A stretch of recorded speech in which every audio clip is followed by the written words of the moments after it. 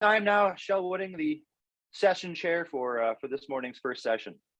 Um, Welcome, everybody. We have three speakers coming up this morning.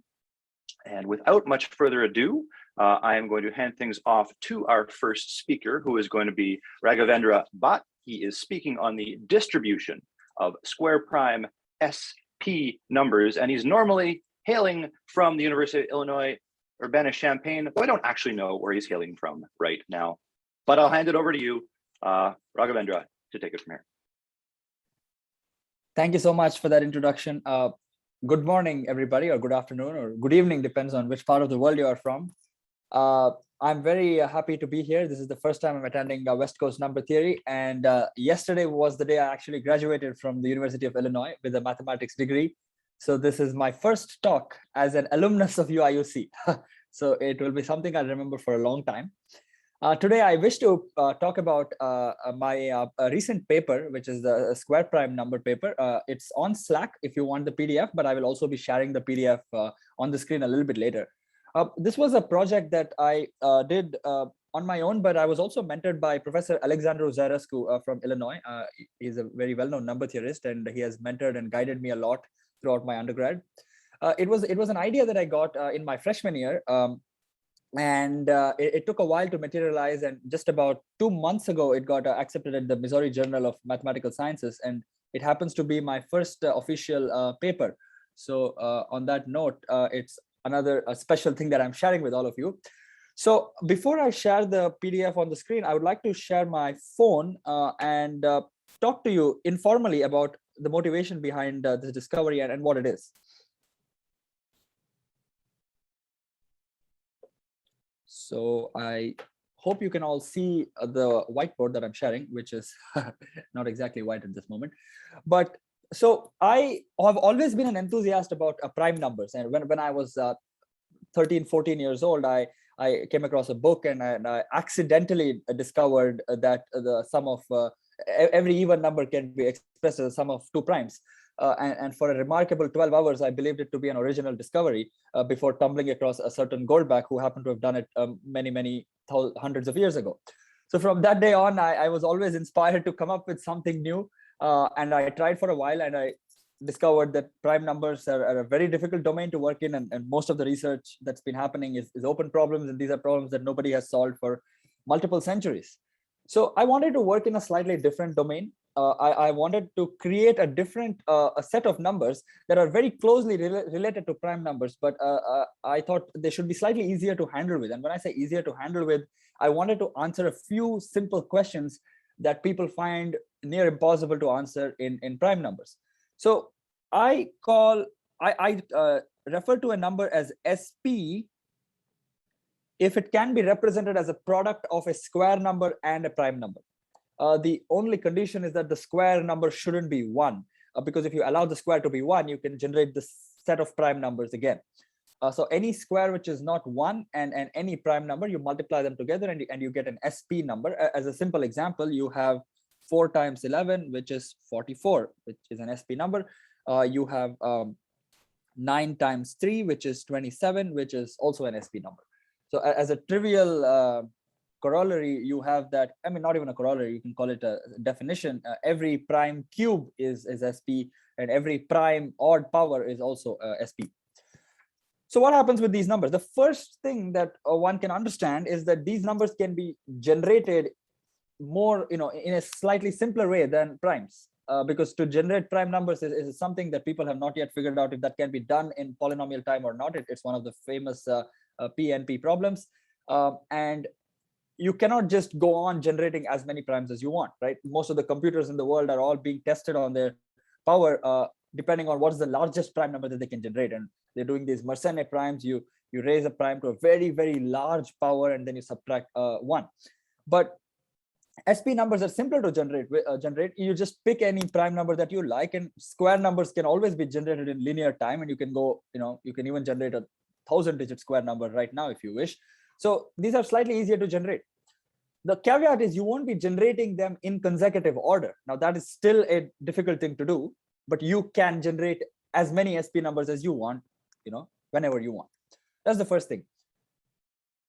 So my paper is mainly about three big results, and I would like to focus mostly on the first result in this talk. It was really shocking for me when I first stumbled upon it. So as I told you, this was an idea that I explored primarily in my freshman year, and I had not taken any courses in analytic number theory at that point, and my exposure to number theory was just computations. So what I would do is I would come up with some conjecture in numbers, and I would write a code on Python, and I would let it run for many days and weeks, and I would wait for a counterexample. And if I didn't find a counterexample up to, let's say, 10 billion or 100 billion, I would announce to myself that this might work forever. Now, this is a very risky approach to take, and I know that there are multiple conjectures that seem to work for a long time, and then suddenly they just have a counterexample.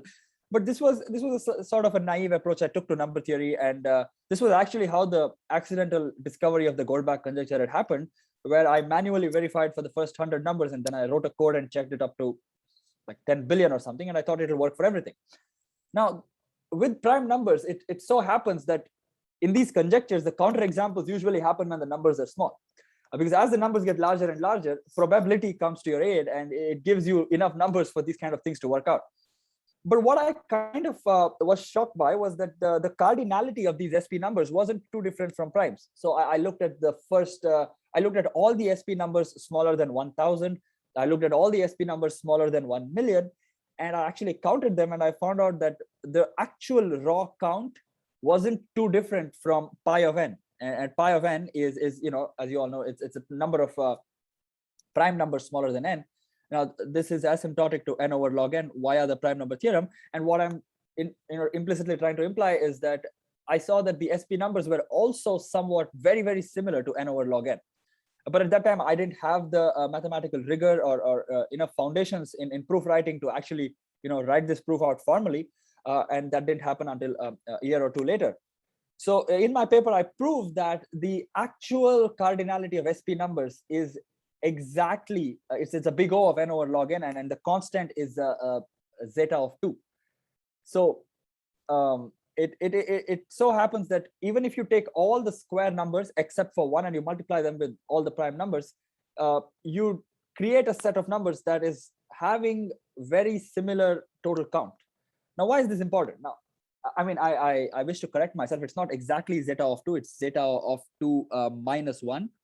Without getting into the complete details of the proof, this is because we don't include 1 as a square number. And if the proof is not really that complicated, you can just skim over it just involves a simple summation techniques from the first course in analytic number theory. So something I define as SP of n, let's call it SP of n as a number of SP numbers smaller than n. This is actually equal to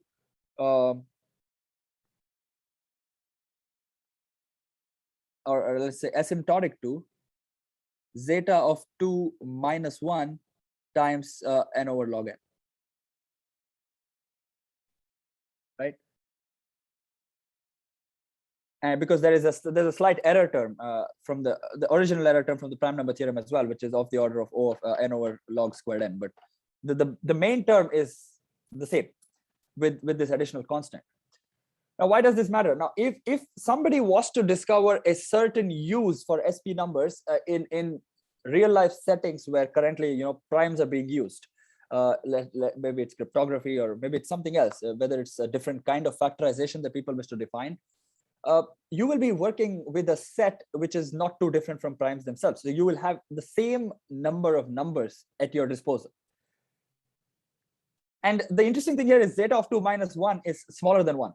So the prime number count is slightly more than the SP number count, which is kind of non-intuitive, because you assume that if you take every single prime and you multiply it by squares, you will probably generate more number of numbers.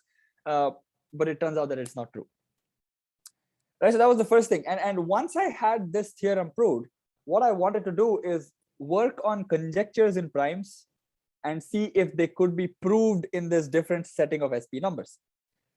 Probably the most famous unsolved problem in primes at this point is the twin prime conjecture, and it has been a hot topic in number theory for quite a while now. And in my paper, I also proved that for any gap that exists, right? If you have a gap of SP numbers that exists, you can have infinitely many occurrences of that gap on the SP plane. So twin primes is just a simple example. Basically, what I'm trying to prove is for any gap, be it 1, 2, 3, or 4, or 5, as long as there is one example, you can have as many as you want. And you can kind of generate it from that example. And the approach I use is very similar to what was done by Pell, the Pell's equation. And because you can kind of see where that comes from, because you have a prime times a square. So you can kind of represent it as a, prime times a squared minus another prime, let's say P1, P2 times another square. And you want this to equal some gap. And the goal is to show that this can happen infinitely many times, as long as there is a solution to this. And one thing that doesn't happen in primes is odd numbered gaps, except for the trivial case of 2 and 3, which has a gap of 1. But in SP numbers, since SP numbers can both be even and odd, without any rule, like 2 is the only even prime number. But for SP numbers, you can have as many even SP numbers or odd SP numbers as you wish. So you can also have gaps which are odd in nature. And the most interesting one for me is the consecutive SP number situation, where the gap is just 1. This doesn't happen in primes except for 2 and 3. You don't have any other primes that are consecutive. But for SP numbers, you can have a multiple consecutive SP numbers. And the smallest case is 27 and 28. The 27 is 3 times 9, and 28 is 4 times 7. So based on the theorem that I spoke about, you can have infinitely many SP numbers that are also consecutive in nature. The only trick there is that there should be an existing example, because my entire proof relies on the existence of one solution to the Pell's general equation. So if you don't know any gap that currently exists, at this point, I don't have the tools to prove that it happens infinitely many times. So I have a question in the chat, and I would like to address it because I think it's very similar, related to what I was going to talk about. Was the Goldbach exception results, not the Goldbach. A positive proportion of the integers are sums of 2 SP numbers. Is every sufficiently large SP number the sum of 2 SP numbers? Yes, that's true. So that if you scroll down to page 4 in my paper, which I put on Slack. Actually, let me try to share my screen on my computer and just go over the paper at this point. So what I did is some of the things which I wanted to prove in SP numbers, which I felt were beyond at least my knowledge of proofs in number theory. I actually ran a few computations on them, and I got a few interesting results. It turns out that the analogous version of the Goldbach conjecture does hold true for SP numbers. You can have any large number as a sum of 2 SP numbers.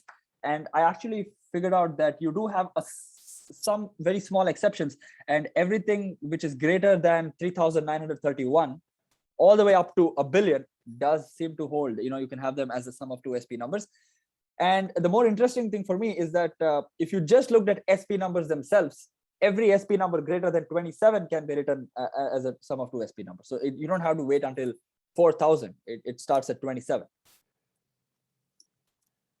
So now, some of the things that I am open to discussing, which I will probably be investigating over the next few months, because I have a lot of time before I start my graduate school, because I'm graduating off cycle. PhD programs don't start until August, and I have 6 months all to myself to have a good holiday in the name of number theory. And what I want to do is, just like how the asymptotic distribution of primes is very similar to the asymptotic distribution of SP numbers, just like how there are infinitely many SP numbers and infinitely many primes, I was wondering if some sort of a corollary could be drawn from the fact that there are infinitely many SP number occurrences with gap 2. If that is shown to be somewhat connected to primes of gap 2, I was wondering if any partial results could be drawn on the distribution of twin primes themselves. So that's one problem that I would like to investigate. And then the last result that I had on my paper was to do with the last digit of SP numbers. This was a recently proved theorem in primes, I think, based on, they kind of found out that you have equal number of primes ending in 1, 3, 7, and 9. And I got an asymptotic estimate for the last digit of SP numbers as well.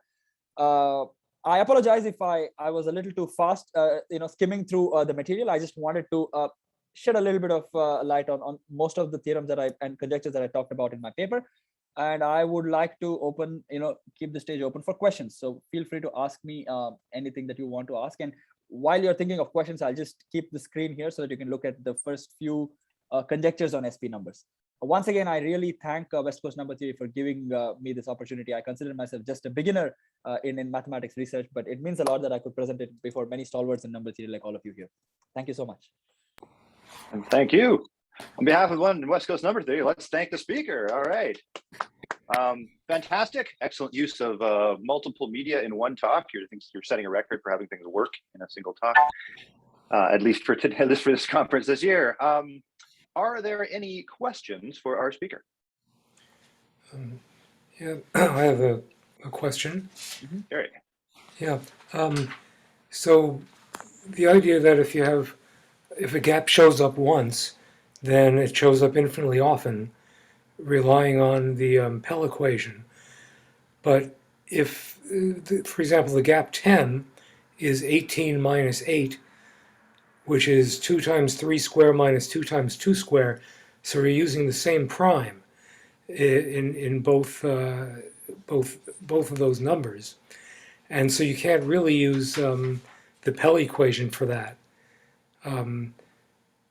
Just because 2 times p square minus 2 times q square is 10, that's not going to give you infinitely many, because the Pell collapses since you've got the same prime number involved. Mm-hmm. So you need something more. You need that it show up twice, but with 2 different primes. Yeah, so that's a very good question. And the thing is, we are defining a gap to be the difference between 2 consecutive SP numbers. And except for the very small trivial cases, for the very small numbers, you will not have the consecutive SP numbers sharing the same prime. Because if you have a prime multiplied by a square and you look at the very next SP number, it cannot be the same prime multiplied by the next square, because that would be much larger. Yeah. So in the 99.9% of the situation case, you would always have that consecutive SP numbers are having different primes. Yeah, I'm talking about gaps being consecutive, I think. But I really like what you suggested, and it would be much better also if you generalize saying for any 2 SP numbers that differ by whatever you want. They don't have to be consecutive. But I think when I meant gap, I meant consecutive. Okay, well, but then there's no guarantee that if you just use Pell, that the next occurrence of that gap will be between consecutive ones, right? That's a good point. Yeah, I would have to look into that. That's a very good point.